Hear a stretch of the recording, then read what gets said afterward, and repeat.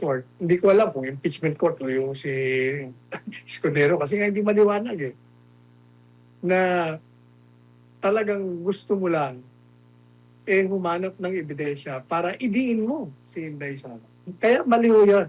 Sa aking pananaw, there is a grave abuse of discretion by that ruling. Kaya maaaring itakbo yan sa Korte Suprema. Maliw yung pananaw ng prosecution na ang impeachment court habang totoo na siya lamang ang makakalitis at magbibigay ng desisyon. Hindi ibig sabihin, hindi pwedeng pakialaman ng desisyon kung on the basis, on the surface, kitang-kita mo na kaagad ang grave abuse of discretion, ang talagang lantarang paglabag. Kaya pwede yung pumunta sa Korte Suprema. Kasi nga, kahapon, before tayo mag-discuss, papasukin muna natin yung report. Sabi kasi na nagharap na magkasalungat ng argumento yung prosekusyon, depensa sa usapin ng sapina para dun sa bank, tax at AMLAC records ni Vice President Sara Duterte sa ikapitong araw ng impeachment trial. Alamin natin yung report ni Sheena Torno dito. Bago mag-adjourn ang ikapitong araw na impeachment trial, inusisa muna ng ilang setter judges ang hiling ng prosekusyon na pagpapasabina sa mga financial record ni Vice President Sara Duterte. Pinangunahan ni Setter Judge Joel Villanueva ang pagsasagwa ng clarificatory question sa magkabilang panig sa ikapitong araw na impeachment trial ni Vice President Sara Duterte. Kaugnay pa rin to ng hiling na sabina para sa bank records, tax records at AMLAC records ng Vice Presidente at ng kanyang mister na si Attorney Manasseh Scarpio. Tinanong ni Villanueva kung paano masasabing mahalaga ang hiling ng prosekusyon na mailabas sa mga financial record. Tugon naman ni House Prosecutor Chel Jokno. Layunin umano nilang makita ang buong larawan na naging transaksyon ng mag-asawa. Pero wala pa po tayo dun sa punto kung tatanggapin ba nitong hukuman ang evidence na yun, kung siya po ay admissible o hindi. Ang salin po kasi ay parang snapshot lang po yan, year-end, kung ano yung mga assets, liabilities, and net worth ng isang government official. Ang ITR din po ay parang short video lang po yan ng mga transaksyon ng isang taxpayer sa kabuuan ng taon na yon. Makikita lang po natin yung buong larawan pag nailabas natin ang mga bank records. Sang-ayon naman ang defense team na hindi pa kasama sa usapin ang pagiging admissible ng dokumento bilang ebidensya. Ayon kay Atty. Michael Powa, hindi nila kinokontra ang pananagutan ng mga opisyal o ang pagiging bukas sa pagsisiyasat. Even under jurisprudence, meron pong requirements bago tayo makapag-issue ng subpoena para maging valid yung subpoena na yon na definiteness, no, and relevance. Ngayon, yung twin requirements na yon para po sa pananaw ng depensa ay lacking in this case. Sa kabilang banda, nakatuon naman ang pagtatanong ni Setter Judge Pia Cayetano sa kung maituturing bang mapanghimasok ang pagsusuri sa financial records ni VP Sara. Pinesyon ni Cayetano kung fruit of the poisonous tree ba ang hiling ng prosekusyon ng subpoena. Tama ho yung pagkabanggit nyo na yung nature ng search warrant very invasionary, di ba? Because it requires that pasukin yung bahay, halughugin yung gamit. Pero hindi kaya invasive din yung paghalughog ng records? Is that not extremely parallel? I mean, is it not very similar? Yung pong search warrant, kung ano man ang makuhang ebidensya doon, ay direktang binibigay po yun sa court. Yung pong nakikita po natin sa subpoena, it is not in any way invasive. Kaya po sa aming mga pananaw ay malaking-malaki ang pagkaiba ng search warrant sa subpoena. Subpoena and a search warrant are very much similar in that both are compulsory processes. So, yes, hindi tayo papasok sa bahay ng isang tao o ng nasasakdal, but it will be intrusive because we will be opening up all the financial transactions for, sabi nga dito, almost 20 years of the respondent. Kanina po, nabanggit po ng aking kagalang-galang na opposing counsel na particularly described na po yung kanilang naisulat. However, the defense does not agree with that proposition.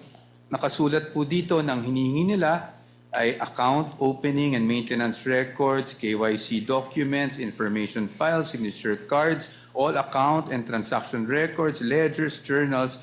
Basically, Your Honors, this is everything.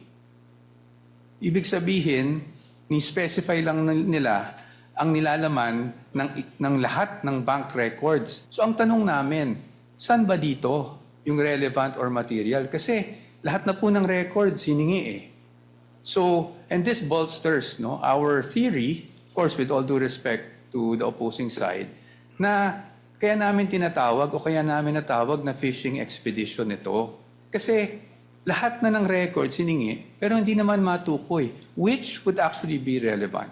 Binigyang diin pa ni POA na hindi maaring gumawa ang impeachment court ng sariling panuntunan para payagan ang pagkuha ng mga bank record. Anya mahigpit na pinoprotektahan ng batas ang pagiging confidential ng mga ito. Ayon pa sa kanya, hindi rin maaring gumawa ang korte ng bagong exemption sa batas para lamang sa isang tao. Paano rin umano itong paglikha o pagbabago ng batas na kapangyariang nakalaan sa Kongreso at hindi sa korte. Sa kabila ng pag-usisa ng ilang senator judges, kinatigan ng Senate Impeachment Court ang prosekusyon sa pag-issue ng subpoena para sa bank, tax at AMLAC records ng Vice Presidente at ng kanyang asawang si Carpio. After a careful examination of the records requested, the court finds that the requested documents meet the requirements set forth above. They are reasonably described, readily identifiable, prima facie relevant, and material to the allegations under Article 2. Ipinag-utos naman ng presiding officer na muling dalhin sa impeachment court ang BIR box na naglalaman ng mga tax record matapos itong isauli kamakailan sa House Prosecution Panel. Bukod pa riyan, inaprubahan din ang pagpapalabas ng subpoena sa 19 na korporasyon o negosyong iniuugnay umano sa mag-asawa. Hanggang sa July 30 lamang ibinigay na palugit ng impeachment court sa mga tatanggap ng subpoena upang maisumite nila ang mga hinihinging dokumento. Samantala, naghain naman ng letter of manifestation si Senator Rodante Marcoleta sa Senate Impeachment Court para ipaabot na dapat maisama at makonsidera ang kanyang boto sa impeachment trial. Ibinahagi rin ni Senator Judge Alan Peter Cayetano na ganito rin ang hinihingi ni Senator Jinggoy Estrada. Pero ayon sa presiding officer na si Senator Cheese Escotero, hindi muna pagpapasya ng Senate Impeachment Court ang usaping ito. Sa halip, tatalakayin ng manifestation ng 2 senador sa muling pagbubukas ng regular session ng Senado. Sa Martes ay ihaharap naman ng prosekusyon ang bagong testigo nila, si NBI Director Melvin Matibag, kaugnay ng Article 4 o ang grave threat at assassination plot umano ni VP Sara sa ilang matataas na opisyal ng bansa. Mula dito sa Senado, para sa Diyos at sa Pilipinas kung mahal, ito si Sheena Torno, SMNI News. Ayun, Attorney Sal. Ano masasabi mo doon? Alam mo, maraming questionable doon sa ruling. Unang-una, napansin mo, di ba, halos kalahating araw sila nagdidiskusyon, kanilang panig. Ano yung mga senador? Tapos, a minute after the last sentence was uttered by one of them, binasa na yung kahaba-habang ruling. Madalit sabi, dati nang pinabayaan pa mag-discuss, meron naman pala siyang ruling at the very start. Matagal niya na kasi ang haba noon. Hindi basta gagawin yon. Oo. Di ba? Napakahaba niya. Parang na-ready nga na over the weekend. Madalit sabi, matagal na na-prepare yan. Kaya hindi ko maintindihan. Pinabayaan pang pakinggan natin. Magaganda pa naman ang mga argumento. Ngayon, number 2. Hindi ko maintindihan kung ito ba ruling ng presiding officer o ruling ng buong impeachment court. Hindi yata sinabi sa atin. Kasi it's a collegiate court. Parang Supreme Court o Sandigan Bayan. Merong ponente. Kasi bago ka sumulat ng ruling, magbubutuhan muna kayo. Ano ba ang ating dito? Ano bang tingin nyo? Grant tayo, hindi. Dapat ganun muna nangyari. Kaya hindi mo natin malaman, masyadong malabo.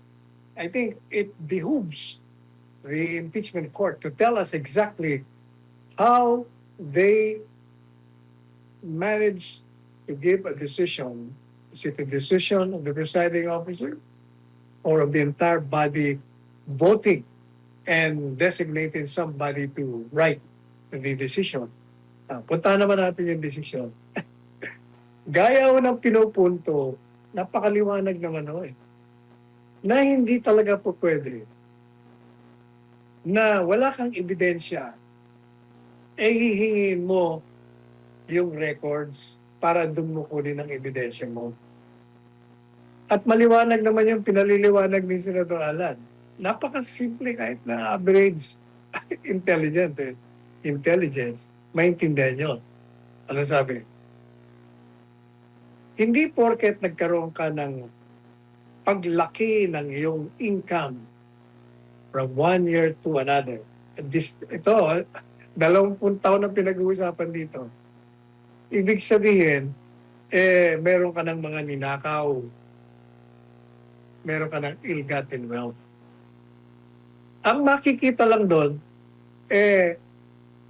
unexplained wealth na tinatawag. Hindi maipaliwanag kasi nakalagay lang doon, nagkaroon ka ng increase. Wala.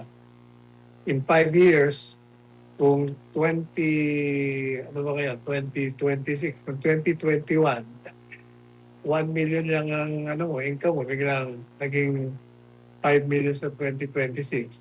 May nagkaroon ng increase. Hindi ibig sabihin ninakaw mo yun. Pwede mo lang sabihin, teka muna, paliwanag mo. Kaya magiging unexplained yun. Unexplained pala, hindi pa mapaliwanag.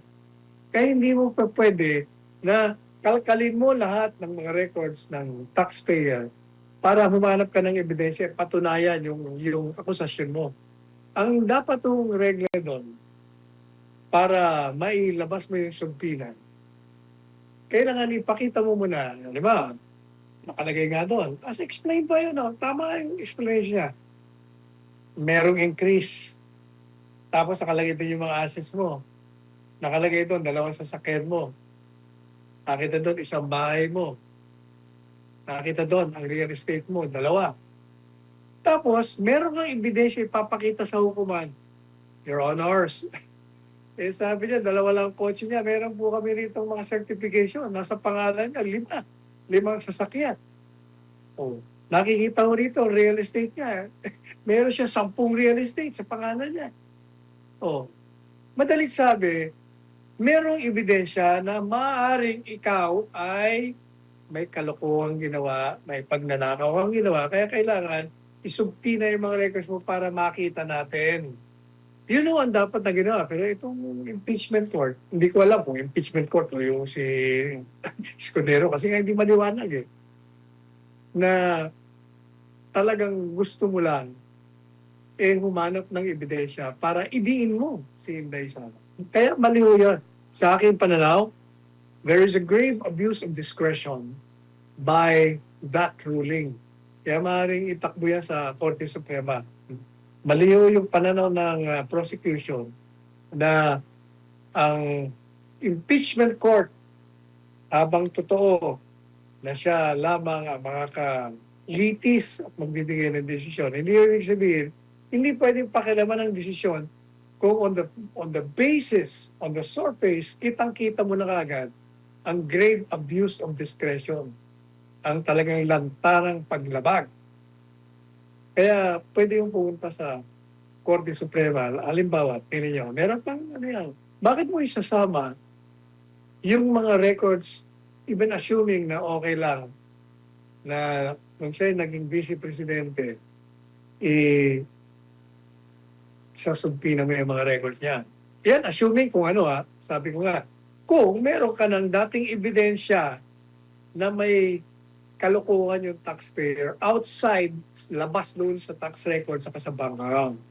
And even assuming na meron nga, hindi po pwede na subpina mo, lalampas pa doon sa pinag-uusapang impeachable offense. Kasi kaya nga impeachable officer, yung pag-upo mo dyan, ang pinag-uusapan. Hindi yung bago ka na upo dyan, yung mga nangyari pang iba. Kasi kung meron mang kalokohan na ginawa ka nung hindi ka pa vice presidente, di demanda mo, hindi impeachment. Kasi unang-una, tapos na yun. Hindi na pinag-uusapan yun. Ordinaryong kaso na lang. Yun ang aking posisyon yun.